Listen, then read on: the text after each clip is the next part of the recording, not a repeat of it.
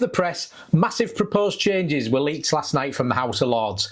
As I record this, it's not even hit the mainstream media. It's time to forget everything you know about the Renters' Rights Bill, because this could change everything. This news is massive and essential to anyone involved in property, including agents and property managers. Here's some of the headlines. Fixed term tenancies of up to 12 months to be retained, with the ability to agree extensions of the fixed term after 4 months of occupation. Student tenancies to remain as fixed term tenancies to provide certainty to both student tenants and landlords. That's fantastic. This is absolutely, if this comes true, this is amazing. So small landlords, those who let fewer than 5 properties, will be able to continue to issue Section 21, what they call no-fault eviction notices. Now this is absolutely huge, because there are millions of landlords out there who have 5 or less properties. So this is basically only going to hit the bigger landlords, the abolition of Section 21. To all those smaller landlords, this is a massive, massive bonus if this comes true. So this one, I'm not 100% sure about whether or not this is a good thing or not. What they're saying is that they're proposing all possession grounds are going to be discretionary and not mandatory. So the idea with discretionary grounds is that it's up to the judge whether or not he decides to grant based on the evidence provided and his view of the case. Whereas the mandatory grounds are, if you present the required evidence and it's in order, dates, names, addresses, everything's in order in terms of the documents, you've served all the correct information when you create the tenancy, then it's mandatory. It would be mandatory to issue a possession order on that basis. Whereas with this, what they're saying is that there will be no mandatory grounds, and they're suggesting that it's up to the judge in all cases. Well, I think one of the issues there is obviously getting all judges to work on the same basis. You know, you will get judges who look at things differently to other judges, let's say. So not sure how that one's going to work. Another massive change is that tenants won't be able to give notice to quit earlier than 4 months after commencement of the tenancy, meaning a minimum tenancy of 6 months rather than 2 months. That's pretty much what we've got now, so that's really, really good news if that one comes true. There was a lot of speculation around tenants just being able to give notice, give 2 months notice and be gone, and then there being no security for the landlord. And obviously the tenants feel more secure if they've got a longer term tenancy as well. So yeah, tenants being able to give notice only after 4 months, which means 6 months tenancy. That's another good one if that comes through. So the Lord Chancellor is to assess the operation of the possession process to ensure that the courts have capacity to deal with the increased demand expected because of the bill. The Secretary of State to review and report on volume, court efficiency, resource burdens and access to justice within 2 years of its enactment. Going back a few months, when the Conservatives were in power, they had announced that they were going to carry out a full review of the judicial system, the court system, to ensure that capacity was there to deal with the massive influx of applications for possession that were clearly going to come through. Labour had decided they weren't going to do that. They were just going to steamroll the whole system and basically flatten landlords and put the changes in place and abolish Section 21 for everybody immediately. So if this proposal goes through, that will obviously just slow that down a little bit, and it'll ensure that the courts are at least reviewed and shown to be fit for purpose. Whether that's fit for purpose is proven later, only time will tell. The removal of Section 21 is going to be delayed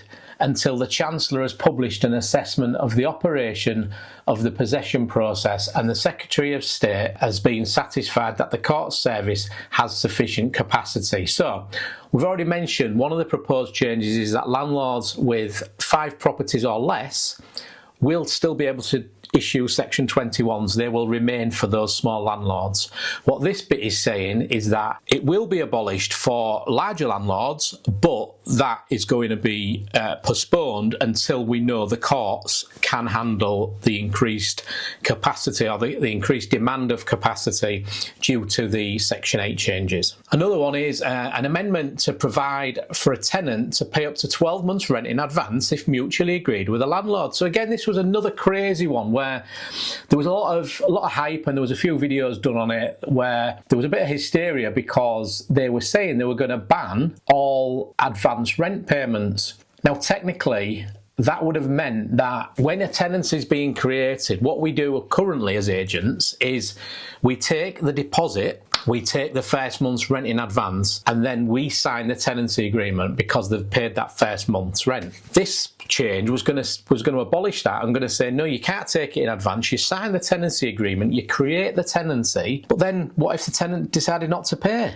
That would be it, you know. So this change, if it comes in, saying that you can take rent in advance is a good thing, and also rent of up to 12 months in advance, because some people, when their circumstances dictate, there may be in a period of time between jobs, for example, they can pay 12 months rent in advance to give the landlord some security and some reassurance that they are willing to pay. And we often see this with overseas students, where overseas students will come. Some of them, you know, I worked in an organisation where the students would come with backpacks of cash, overseas students, and pay all of the fees, all of the rent and so on in advance so that it was all paid. Now, that was all going to be ruled out, so at least this will allow people to pay 12 months in advance. It gives landlords some reassurance, and also it helps the tenants, because if they're in a position where they've got the cash now and they want to get it paid so they don't have to worry about it, this will allow them to do so. So another really good positive change if it comes in. Next one is rent increases during the first 4 years of tenancies to be index linked to avoid the uncertainty of rents being determined at unknown and unaffordable market levels, with limits on tenants' ability to challenge rent increases on this basis. Okay, so I guess what they're saying is that it's a sense of rent cap. They're gonna say you can only increase the rents a certain percentage each year based on inflation and so on, but the tenants won't be able to challenge that increase. So previously, the rules were going to be, or they looked like they were going to be, that a tenant can appeal any rent increase and it automatically goes to appeal and postpones that increase, etc. This is changing that completely. So if this comes in, that will be a partial, I guess it's a partial benefit or a partial improvement, and it will stop landlords or unscrupulous landlords increasing the rents massively. What this does mean, if you're a landlord who's decided that they don't like increasing the rent because they're a good tenant, and it then gets to a point where actually, you know, I was watching something the other day and there was a landlord and they were saying that the tenant's paying, say, £800 a month, but the current market rent for that size property in that area is like £1,500.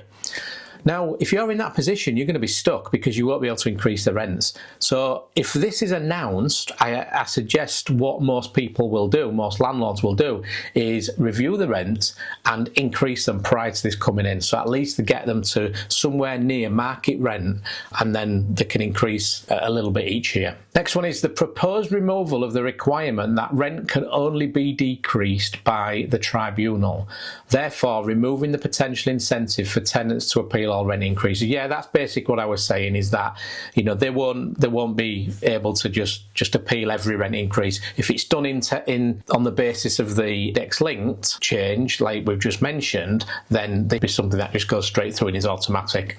It's a bit like now where, you know, the tenant actually can appeal, but if they don't appeal, the Section 13 notice automatically comes into effect, that rate increase comes into effect. Proposed scrapping of the delayed date that a rent increase would come into effect, removing the incentive for all tenants to appeal all rent increases. Yeah, same sort of thing. It all rolls on from that first one I mentioned. Requirement for the Secretary of State to consult on the adequacy of resources of the tribunals responsible for the determination of rent to ensure they are adequately resourced to manage the additional workload arising from the bill. Yeah, so same as with the court system, what they're saying is that the tribunal system must also be reviewed to make sure it can cope, so that they don't end up with just a massive backlog and chaos in the tribunal systems. They're proposing new restrictions on the circumstances under which a landlord can request a guarantor. Not sure what that's going to be. Maybe they're trying to open up tenancies to a wider audience. Obviously, there are those landlords who put restrictions in place, which some of the regulations currently are talking about ruling out or reducing. So pets, working tenants, no DSS and things like that. I expect this is about putting some written restrictions down on when they can ask for a guarantor. So some agents will currently say, yeah, you must be working and you must provide us with a UK homeowner guarantor. Looks like they're maybe going to narrow that down and maybe say something like, if the tenant doesn't meet affordability, then you can ask for a guarantor, something like that. But again, we'll see. May never make it into legislation, but that's one they're talking about. Massive one this, and I actually mentioned it in my previous video. So they're proposing new training and qualification requirements for estate agents. Now, this has been around for a long time. It's called ROPA, R-O-P-A, Regulation of Property Agents. Letting agents, estate agents, covers everybody.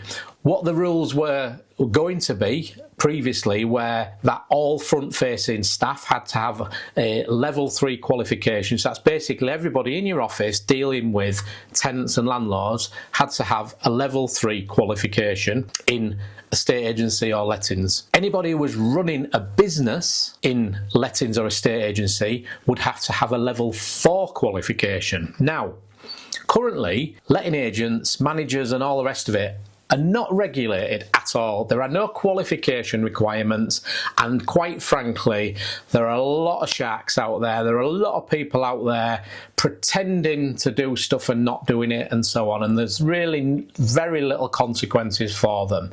We take over a lot of properties from agents who've absolutely just decimated the properties through lack of maintenance, lack of checks, putting poor tenants in, not taking deposits and so on. So if this comes in, massive win, because good agents will flourish and we will rid the industry of some of the crap ones that are out there. Fantastic news. Now, I know I said forget everything you know about the Renters' Rights Bill, but if you want to know what the current proposal looks like, so it helps you make sense of these proposals a little more, make sure you watch this video as well. Not sure what side it's going to be on, but it'll be on that side or it'll be on that side.